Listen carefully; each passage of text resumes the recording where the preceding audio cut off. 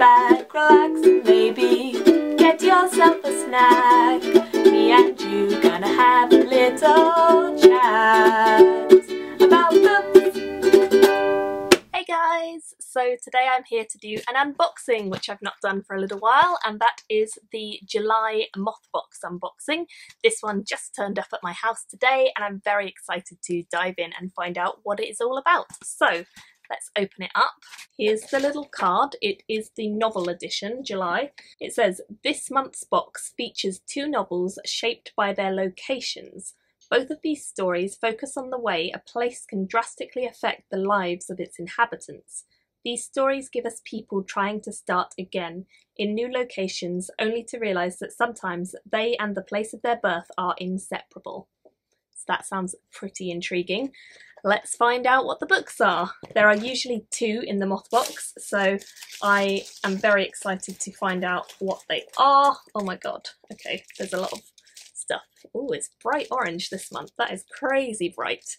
And there's another one in there somewhere. I've got to dig through and find it. Okay, so now I have my 2 books and I'm very excited. One is quite a fat one and one is quite a thin one. So I'm going to start off with the little one, I think.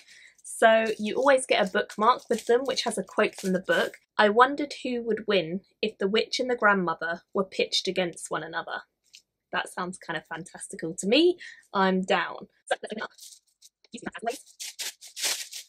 Ooh, okay.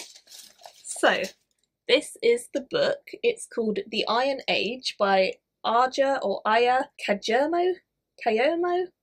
Not exactly sure how you say that. And it is illustrated. It's a really tiny little book, and it says, "The Iron Age is part coming-of-age novel and part fairy tale, told from the perspective of a young girl growing up in the poverty of post-war Finland."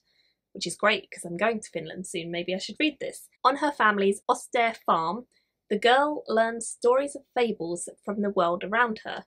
Of Mina, their sleeping neighbour, how people get depressed if pine trees grow too close to the house, that you should never turn away a witch at the door, and why her father was unlucky not to die in the war. The family crosses from Finland to Sweden, from a familiar language to a strange one, from an unfriendly home to another. The girl, mute but watchful, weaves a picture of her violent father, resilient mother, and strangely resourceful brothers. In this darkly funny debut, with illustrations throughout, folk tales and traditional custom clash with economic reality, from the extreme rural environs of Finland to urban Stockholm." Well, that sounds really different and interesting. I don't think any of the other books she's done in the Mothbox have been like this. Published by Tramp Press, I think. Tramp is committed to publishing the best and most deserving books to encourage, support and maintain new and established literary talent. So, let's have a look at some of the illustrations, because I love illustrations in books. Look at that, that's really gorgeous. It definitely seems like there are quite a few illustrations, so that's great. They're so pretty as well. Kind of terrifying too, like creepy. Creepy and pretty. I am definitely excited for this. It's also got little French flaps, which is gorgeous. Looking forward to this. Not at all a book that I've ever heard of, which is always the case with the Mothbox, but one I'm certainly looking forward to and really intrigued by, and I'm hoping I'll get to this really soon because it is a very short book. It's only 115 pages, and I have actually visited Stockholm a few times because I have family who live there, and I'm about to go and visit Finland, so I'm really excited to give it a try and hopefully get in the mood of those places again. So the next book also has a little bookmark, so I'm going to read it to you.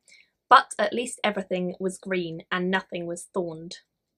Not sure what that indicates, but this one is the fatter book, so let's open it up.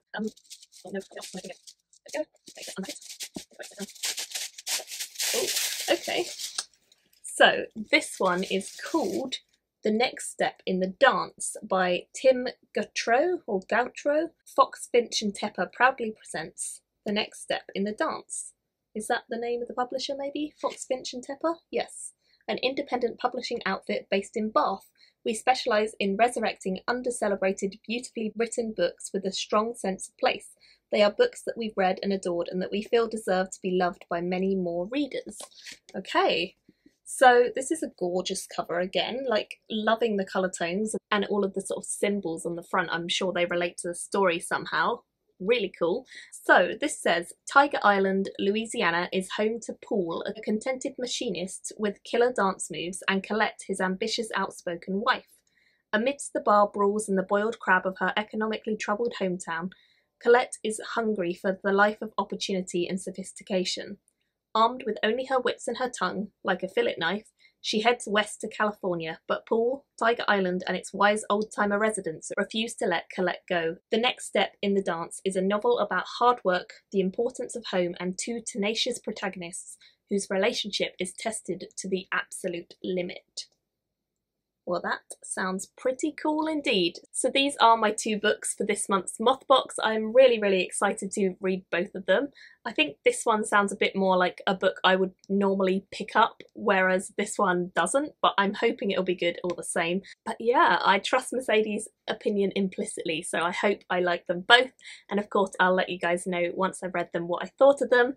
So that is this month's gorgeous little Mothbox. And I hope you guys enjoyed it. Let me know if you got one from this month, and I will see you very soon in my next video. Bye guys! Thank you for watching my video today. Go pick up a book, then come back and chat with me again.